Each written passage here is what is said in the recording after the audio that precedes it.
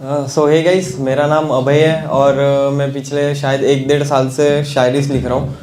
तो सबसे पहले तो शायर बनने के लिए मुझे ऐसा लगता है कि दिल टूटा हुआ होना बहुत ज़रूरी है। तो कितनों को लगता है ये कि दिल टूटा हुआ होना बहुत ज़्यादा ज़रूरी है। तो उसके लिए लिखा था कि इतना आसान नहीं है शायर बनना मेरे दोस्त, दिल टूटों की महफिलों में दिल लूटना ज़रूरी है। कि इतना आसान नहीं है शायर बनना मेरे दोस्त, दिल टूटों की महफिलों में दिल लूटना ज़रूरी है। और बस अल्फाजों से लिखी जाती ना शायरी तो हर कोई बन जाता शायर, क्योंकि शायर बनने के लिए तो दिल टूटना ज़रूरी है। तो बस मेरा भी बहुत ज़ोर से दिल टूटा था, तो बस उसमें ही मैंने बहुत सारी शायरियाँ लिखी है। तो एक ये होता है कि वो जिससे हम मोहब्बत करते हैं वो हमारे साथ कुछ भी कर दे, उसके बारे में हम कभी गलत बोल नहीं सकते। बोलने की बात तो दूर, सुन भी नहीं सकते अगर कोई कुछ बोले तो उसमें लिखा था कि खो चुका हूँ अपनी सबसे कीमती चीज़, अब मुझे किसी चीज़ का मोल नहीं रहा। कि खो चुका हूँ अपनी सबसे कीमती चीज़, अब मुझे किसी चीज़ का मोल नहीं रहा। और उसे गलत मत कहो मेरे यारों, क्योंकि गलत तो मैं था उस कहानी में, वो तो मेरे साथ भी सही था और मेरे बाद भी सही ही रहा। तो बस, लेकिन सिर्फ उसकी बुराई नहीं करनी चाहिए ना यार, क्योंकि प्यार किया था और दिखती तो बहुत प्यारी थी। और वो उसकी एक था कि वो रोज़ यार कोई फ़ोटो खींच के बोलती थी तारीफ़ करो। अब बंदा कितनी तारीफ़ करे, लेकिन तारीफ़ करना तो बनता है। तो उस पर कुछ लिखा था कि चाँद सी है तू ये चमकती तेरी आँखें, कि चाँद सी है तू ये चमकती तेरी आँखें हैं। और पूछना ही है अपने नूर के बारे में तो तू मुझसे नहीं, उन आसमान के तारों से ही, जो कि तेरे पास होने के एहसास से ही टिमटिमाते हैं।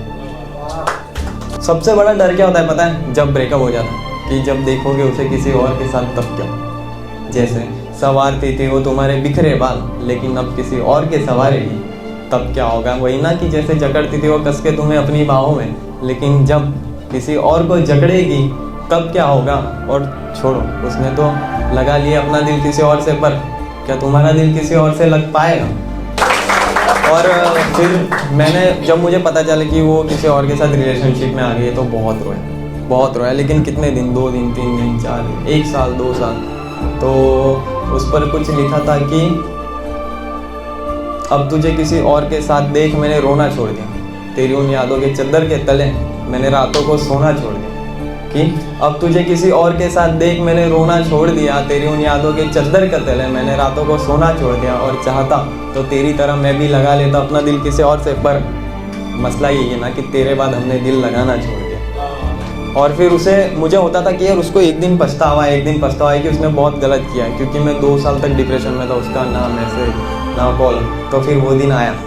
लेकिन एक मेल का फ्रेजाइल होता है पता है, कि जो चीज़ एक बार किसी और की हो जाए ना वो हमें नहीं चाहिए, चाहे वो कितनी भी हसीन हो, हमें कितना वो होता है कि उसके बिना मर जाऊंगा, लेकिन अब वो नहीं चाहिए। तो उस पर लिखा था कि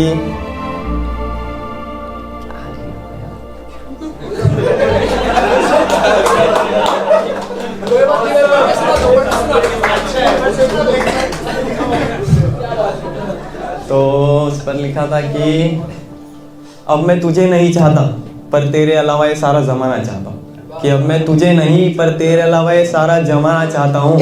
और अब तू ही कर अपने लिए नए आशिक ढूंढने की मेहनत, क्योंकि मैं तो तेरे दिए इस दर्द को सुना के ये सारी दुनिया कमाना चाहता हूँ। तो फिर मैंने उसके बाद मूव ऑन में ना हम लोग बहुत सारी ऐसी चीज़ें कर देते हैं ना कि हमें होता है कि ये नहीं करना चाहिए था और कोई फ़ायदा नहीं होता उन चीज़ों का।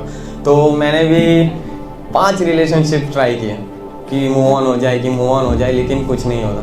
तो फिर उस पर कुछ मैं भी तो बेवफा हूँ ना, वो मेरी कहानी में बेवफा है, वैसे ही मैं किसी और की कहानी में बेवफा हूँ। तो एक लास्ट शेर है कि दौड़ने को तेरी यादों से दूर मैं किसी और का हाथ थाम के मीलों टहल गया।